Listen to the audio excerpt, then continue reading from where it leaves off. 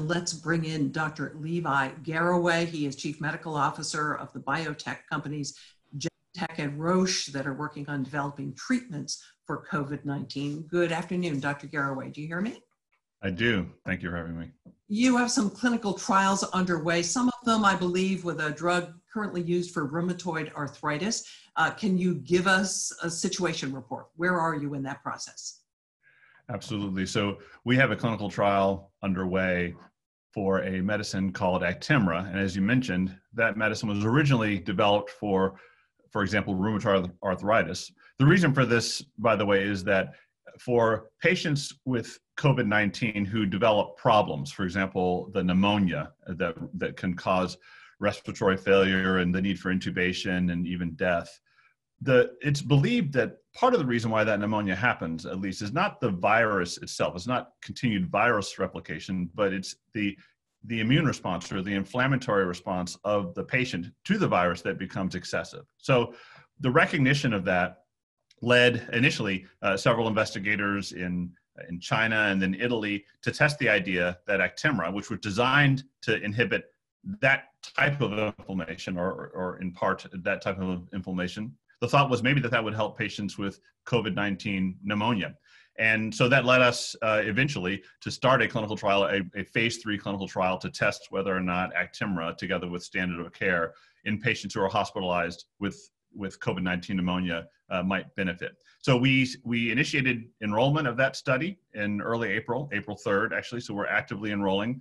We intend to enroll 330 patients at sites across the US and around the world. And we would expect to have final results from that study in the summer, but of course we will have opportunities to take earlier looks as the data emerges. So we are well underway in enrollment. Okay, but it's still months away. It's, let's say weeks at a minimum, and it could be months. It, of course, depends on the time of enrollment and what the data looks like.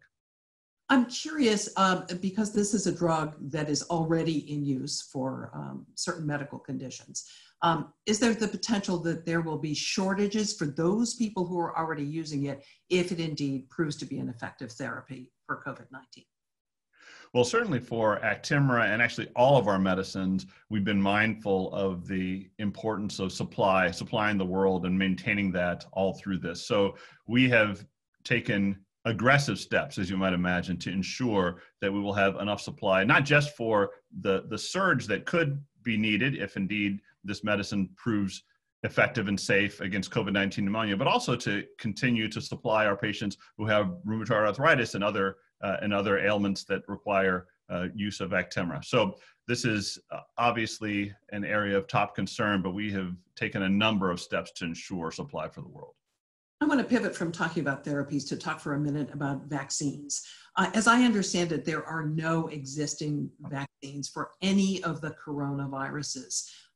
Is that correct? And does that make this a steeper hill for researchers to climb? So you are correct. There are no vaccines in existence for this type of coronavirus. Certainly, the needs in this pandemic, vaccines, as you've already heard from others on this program, are a big solution over the long term to really finally conquer this. But that's one prong of several prongs that are needed. Therapies that will attack the virus directly are needed, and then therapeutics that may help people recover or get through the critical care mode if they find themselves in that situation are also needed. So really it's a spectrum of therapeutics and vaccines that are going to be needed to really rid this world of this enormous crisis. Ron Klain brought this up a little bit earlier, the problems with producing enough of what we need. Is the industry going to be able to ramp up production in a hugely significant way to make sure the medicines that are needed, once they're proven, can get to the people who need them? Well, as was also mentioned, one of the bright lights, if there is a bright light in this crisis, is the extent to which we've seen the pharmaceutical sector, the biopharmaceutical sector come together and partner not only amongst ourselves, but also with governments and regulatory authorities to do everything that we can to make sure that we are up for the challenge. And so that covers the gambit of clinical trials of medicines, but also the need for supply. So certainly I can speak for Genentech that we are doing everything that we can to ensure that we have the capacity to produce medicines that are needed to fight the pandemic, but of course also the medicines that are needed to treat patients with a whole variety of diseases that continue to get sick that don't have COVID-19. So this is top of mind and a critical need. I am encouraged that we're up to the challenge.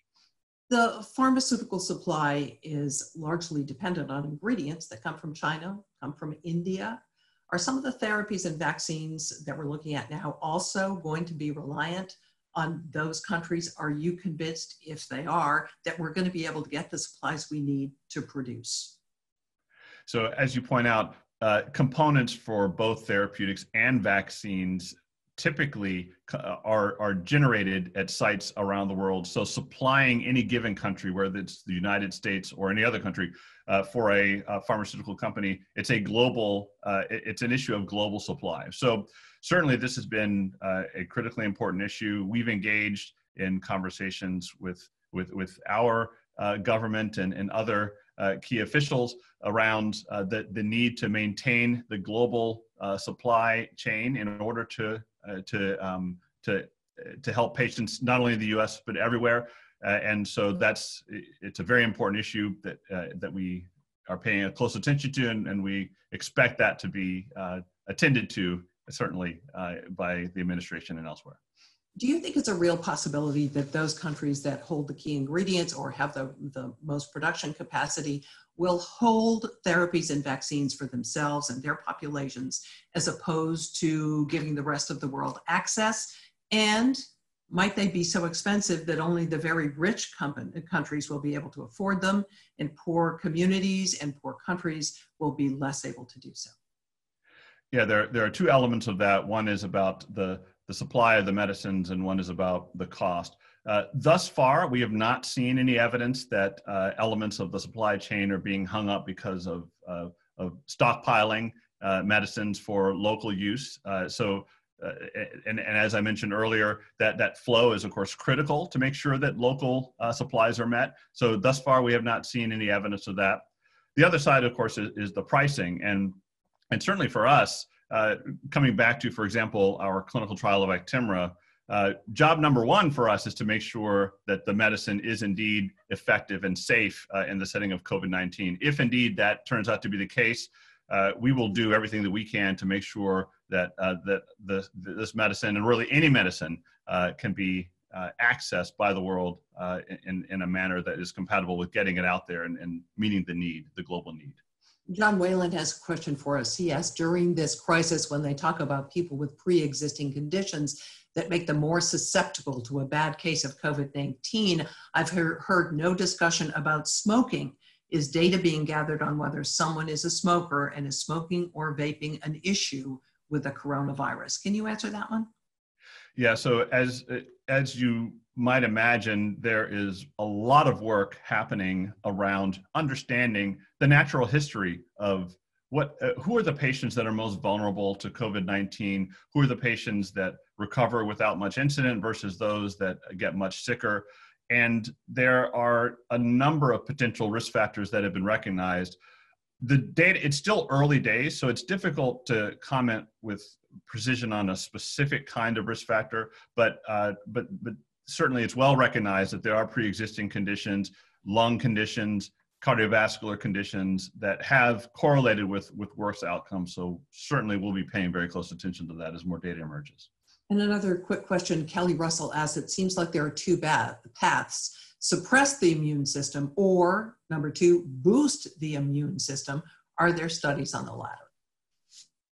So the short answer is that most of the studies that are ongoing are focused on attacking the virus itself, so impacting viral replication, or on attacking the situation where the immune response to that virus is excessive. So right now, our understanding of what makes people sick, those really are many of the clinical trials are focusing on those areas, but there are a number of questions that are important to ask, including the one that was mentioned. And I think in the fullness of time, we'll see attention paid to the whole spectrum of ways in which that we can help patients either be protected from or recover as quickly as possible from this terrible virus. And also Gary Rickard asked, does COVID-19 increase the need to accelerate adoption of technologies to have verified and immutable trust in the supply chain, for example, blockchain? Well, one of the, again, I guess one of the bright spots of the fact that we have this crisis is that we've seen so much ingenuity and creativity emerge around ways of working, whether it's supply chain, whether it's the speed at which clinical studies are done and medicines are approved, that can be learnings that we can take forward, both as we cope with this pandemic and more generally. And so I think that specific supply chain example is one, but there are going to be many learnings that we must incorporate. And Dr. Garraway, we're going to have to leave it there. Thanks again for joining us today. We appreciate it. Thank you. That wraps up this week's Atlantic Event Cast. Thank you to all of you out in the audience for your questions and for watching today. And also thank you to Pharma for supporting the Atlantic Live's journalism. All of you, stay healthy.